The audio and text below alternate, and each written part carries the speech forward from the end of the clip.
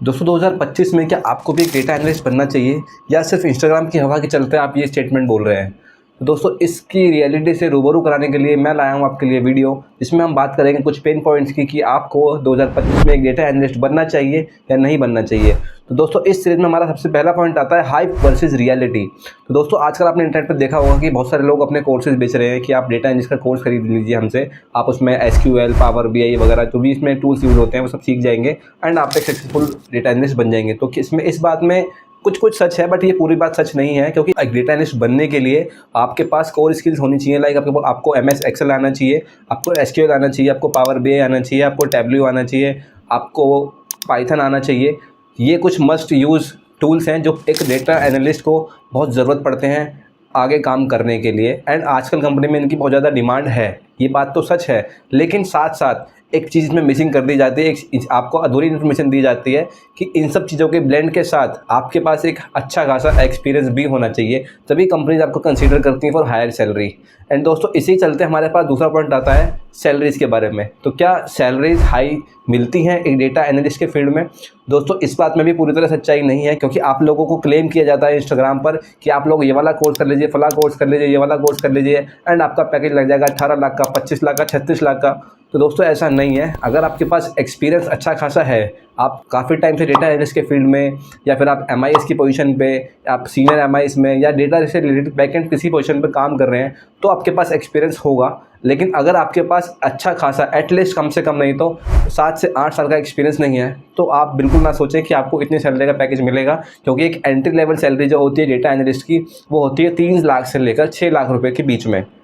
And ये एक surviving salary है आज के टाइम में इंडिया में। तो आई डोंट थिंक कि इतनी सैलरी पे किसी का गुजारा हो चलता होगा। इवन भाई मेरा तो नहीं चलता है, इसलिए मैं आप लोगों को बता रहा हूँ। एंड दोस्तों इस सीरीज में जो अगला पॉइंट आता है वो आता है कि डेटा एनालिस्ट के स्किल सेट क्या होते हैं, डेटा एनालिस्ट को काम क्या करना पड़ता है बेसिकली।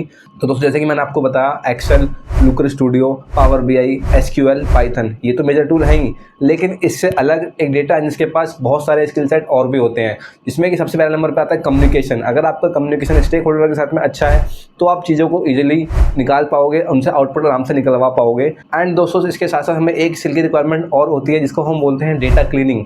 70% ऑफ द काम ऑफ ए डेटा एनालिस्ट होता है डेटा को क्लीन करना।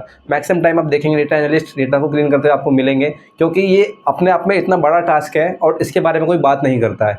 क्योंकि मेजरली टाइम मैंने देखा है, क्योंकि मेरा खुद का एक्सपीरियंस है, मैं 7-8 साल से डेटा एनालिस्ट के फील्ड में काम कर रहा हूँ, तो मुझे कितने डेटा वहाँ पे क्लीन करना पड़ता है ये सिर्फ मैं जानता हूँ। तो इसलिए अगर आपको लगता है कि आपको डेटा एनालिस्ट बनना है तो बी रेडी, ये एक बहुत बड़ा बोरिंग काम है एक डेटा को क्लीन करना। एंड दोस्तों ये बात आपसे कोई नहीं बताता। इसी के चलते दोस्तों इस फील्ड में एक थ्रेट भी आता है, जिसको हम कहते हैं जॉब थ्रेट। यानी कि अब जो समय चल रहा है वो चल रहा है आर्टिफिशियल इंटेलिजेंस का, जिसमें कि टूल्स आते हैं हमारे ChatGPT, परप्लेक्सिटी, ग्रोक एंड और भी बहुत सारे टूल्स हैं जो आपके रिपोर्ट एनालिसिस को एक नया ही फ्लेवर दे देते हैं। यानी कि अगर आप उस पर कोई भी इनपुट डालते हैं तो वो आपको एक रिपोर्ट के फॉर्म में एक आउटपुट प्रोवाइड करते हैं, एंड वो काम वो बिल्कुल चुटकियों में, मिनटों में कर सकते हैं, जो कि एक डेटा एनालिस्ट नहीं कर सकता।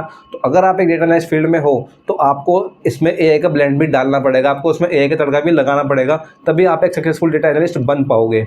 एंड दोस्तों अगर आप इससे अलग किसी फील्ड में हैं एंड सिर्फ आप हाइप पे चलते इंटरनेट की बातों को सुन के इस फील्ड में कूदना चाहते हैं, तो मेरा सजेशन यही है कि आप इस फील्ड में ना आए, क्योंकि ये एक बहुत ही क्रूशल फील्ड है जो कि एक्सपीरियंस, पेशेंस एंड नॉलेज तीनों का डिमांड रखता है। अगर आप इन तीनों कैटेगरी के लिए हंगर हैं, अगर आपके अंदर पेशेंस है, आपके अंदर सीखने की, लर्निंग की आग है एंड आपके पास एक एक्सपीरियंस है, तो दोस्तों ये फील्ड आपके लिए सूटेबल है। आप आइए, इसमें वेलकम है आपका, एंड आप यहाँ पे अच्छा अर्न कर सकते हैं। तो दोस्तों ऐसे ही और वीडियोस के लिए या करियर एडवाइस के लिए फॉलो करें डेटा ज़ेन को, एंड इस वीडियो को शेयर एंड लाइक ज़रूर कीजिएगा। मिलते हैं आपसे अगले वीडियो में। धन्यवाद। Data Zen.